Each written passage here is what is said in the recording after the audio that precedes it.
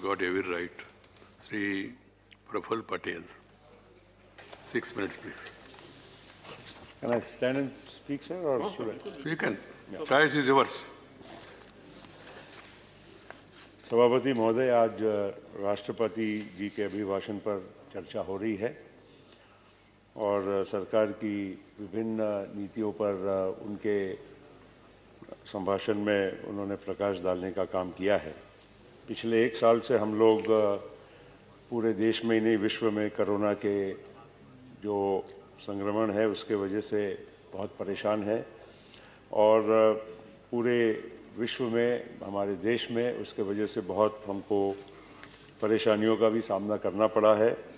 और मैं इसमें एक बात ज़रूर कहूँगा कि सारे स्टेक होल्डर्स हैं, चाहे वो केंद्र सरकार हो, राज्य सरकारें हों, सब ने मिलकर इस हमारी बहुत बड़ी एक संकट को मुकाबला करने का काम किया है।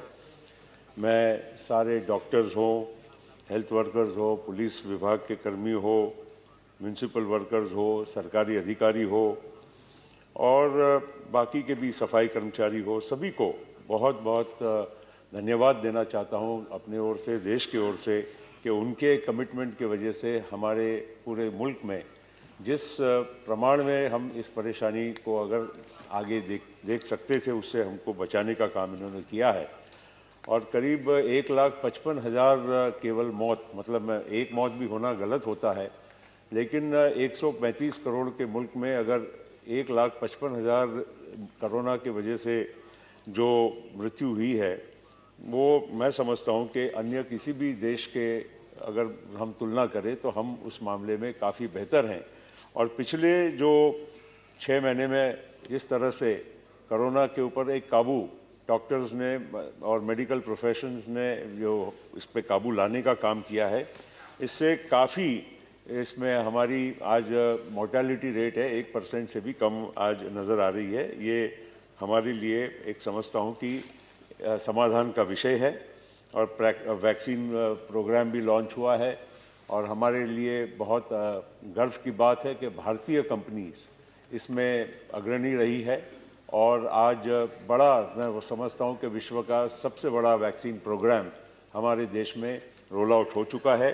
इसमें भी मुझे विश्वास है कि सभी लोगों ने जिस तरह से आज तक इस महामारी को सामना किया है, इसमें भी सबका सहयोग मिलेगा, राज्यों का रहेगा, केंद्र का रहेगा, सभी इसमें पूरे स्टेक होल्डर्स का रहेगा। कोविड में हमारे देश में बहुत नुकसान आर्थिक भी हुआ है, लोगों की नौकरियां गई है, छोटे व्यवसायों पर आर्थिक संकट आया है, कई व्यवसाय बंद भी हो चुके हैं। इसको भी हम सब लोगों को मिलकर मुकाबला करना पड़ेगा और इस परिस्थिति में से बाहर निकल के लोगों को ज़्यादा नौकरियां वापस कैसे मिल सके, इसके लिए भी काम करना पड़ेगा।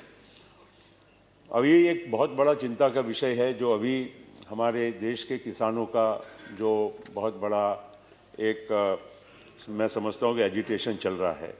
ये एक चिंता का कारण है सर। हमारा अन्नदाता क्यों इस अपने आप को असुरक्षित महसूस कर रहा है, इसके बारे में भी चिंता करने की और सोचने की ज़रूरत है।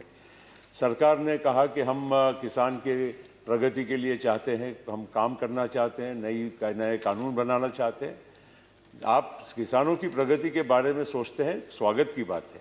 हम भी सोचते हैं, हम भी चाहते हैं कि हमारे देश में हरित क्रांति, पहली, दूसरी और तीसरी और चौथी हरित क्रांति भी हमारे देश में कैसे आए, इसके लिए हम भी चाहते हैं। आप भी जानते हैं कि हमारे नेता जो हैं शरद पवार जी 10 साल इस देश के कृषि मंत्री रहे। केवल कृषि मंत्री ही नहीं रहे, पूरे जीवन भर उन्होंने किसानों के भलाई के लिए काम किया है। और इसलिए जब पिछली बार जब ये ऑर्डिनेंस पहले निकले, उसके बाद पिछले सत्र में जब ये पारित होने के लिए इस हाउस में आए, तो हम लोग सभी सारे खास करके विपक्ष में एक मत से हम लोगों ने कहा कि इसको सिलेक्ट कमेटी में भेजा जाए, जल्दबाजी क्यों हो रही है। यही बात अगर हमारी मानी जाती, शायद अगर वाइडर कंसल्टेशन होता, तो आज जो पूरे हमारे दिल्ली के चारों ओर जो दृश्य देख रहे हैं, वो देखने को शायद हमको नहीं मिलते। हमको भी इसके बारे में सोचना चाहिए। और ख़ास करके अगर इसमें मैं अपने भाषण में पिछले वक्त कहा था कि प्रकाश सिंह बादल साहब है, शरद पवार जी है, देवेगौड़ा जी जिनका आपने नाम लिया अभी, और भी बहुत सारे ऐसे महत्वपूर्ण लोग हैं जिन्होंने जीवन भर कृषि के मामले में बहुत जानकारी प्राप्त की है, काम भी किया है।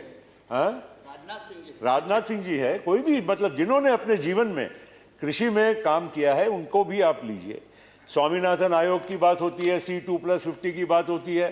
शरद पवार जी जब कृषि मंत्री थे तब स्वामीनाथन आयोग बना था और उन्होंने नहीं उनके बाद, चलिए ठीक है, अब मेरा व्यू है, आप अपना बोल दीजिए जब, ठीक है, कोई बात नहीं, चलो अच्छी बात है, किसी ने भी किया, मैं तो कह रहा हूँ सभी बधाई के पात्र है। मैं तो उनका भी नाम ले रहा हूँ कि सभी के जिन्होंने काम किया है सभी का इस मामले में इसमें इन्वॉल्वमेंट करते तो शायद हमारे लिए बेहतर रहता।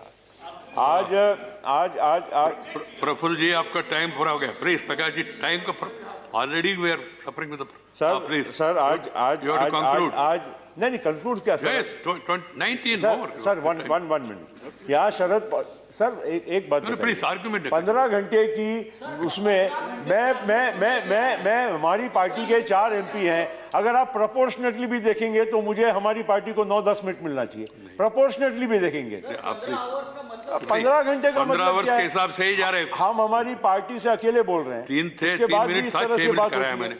नहीं साहब, क्या करूं अभी सर मैं एक बात बता, जनता से बताना पड़ेगा। यहाँ मुझे खुलासा करना, मैं प्रार्थना करूंगा, अन्याय मत करो सर। यहाँ खुलासा करना चाहूंगा शरद पवार जी के बारे में। क्या मैं भेजो यहाँ पर शरद पवार जी के एक पत्र को लेकर यहाँ पर कई बार सदन में कल सिंधिया जी ने और बाकी लोगों ने भी कहा है, तोमर जी ने भी अपने कहीं बाहर इसके बारे में वक्तव्य किया कि उन्होंने राज्यों को लिखा था कि कृषि कानून में संशोधन करने की जरूरत है, 2007 के एक पत्र को। उसमें पत्र में उन्होंने क्या लिखा है कि भाई मैं ये एक ड्राफ्ट बिल आपको भेज रहा हूँ, इस पे आपके कमेंट्स दीजिए, आप चर्चा करेंगे, इसमें फिर बाद में बातचीत होगी, इसके बाद ये बिल संसद में लाया जाएगा। वो बिल संसद में कभी आया ही नहीं, उसके बाद में चर्चा जारी रही होगी, जो भी कोई वजह होगी, लेकिन एक पत्र को एक मतलब किसी व्यक्ति के बारे में ऐसा उछाला जा रहा है कि कांग्रेस पार्टी हो या यूपीए की गवर्नमेंट हो या शरद पवार जी, ये केवल यही चाहते थे जो आज किया गया है। ये बात बिल्कुल गलत है, इसको मैं कहीं ना कहीं खुलासा करना चाहता हूँ। और नहीं सर, एक मिनट सर, कुछ एक दो चीजें तो बताना पड़ेगा सर, एक दो चीजें तो बताना पड़ेगा। नहीं, मुझे वो ड्राफ्ट रूल्स में स्टेट गवर्नमेंट्स को एम्पावर किया जा रहा था कि एनी मार्केट है स्पेशल मार्केट और special commodity market functioning under the market committee, that was the draft. आज के कानून में क्या है कि new law have placed the private agri business outside the ambit of the Mandi system. दूसरा एक विषय था एम्पावर्स मार्केट कमिटी, उस वक्त का market committee to collect levy fees under the aegis of the state government. आज का है रिस्ट्रिक्ट्स एपीएमसी और state government from collecting levy fees from private markets. तीसरा था empowers mandi committee for dispute resolution, ये बहुत महत्व का है, and farmers are represented in these committees. आज के बिल में है डेजिग्नेट्स एसडीएम और higher officials for arbitration in dispute resolution. आज का वो किसान किस अधिकारी के दरवाजे में भटकेगा। चौथा, mandi committee has the power to issue licences for agricultural trade. आज कहते हैं कि empowers union government to issue licences to those who are not part of agri trade. नहीं, मेरा कहने का मतलब अंत में be fair with the chair, अंत में नहीं, मैं कहना चाहता हूं कि आज जो किसानों का जो यहाँ पर जो इतना बड़ा प्रदर्शन चल रहा है, धरना चल रहा है, इसके बारे में सरकार ने खुद ही जब कहा है कि 1.5 साल के लिए हम कानून को अबेंस में रखते हैं, सुप्रीम कोर्ट ने कहा है, तो एक बार पूरे तरह से इसको हटाकर नए सिरे से कानून लाने की सबसे बात करके कोशिश करिए। उसमें सभी का सहयोग, हमारा भी सहयोग आपको मिलेगा, तो देश में जो हम क्रांति चाहते हैं किसानों में। Thank you Shri Sanjay Raut. धन्यवाद सर।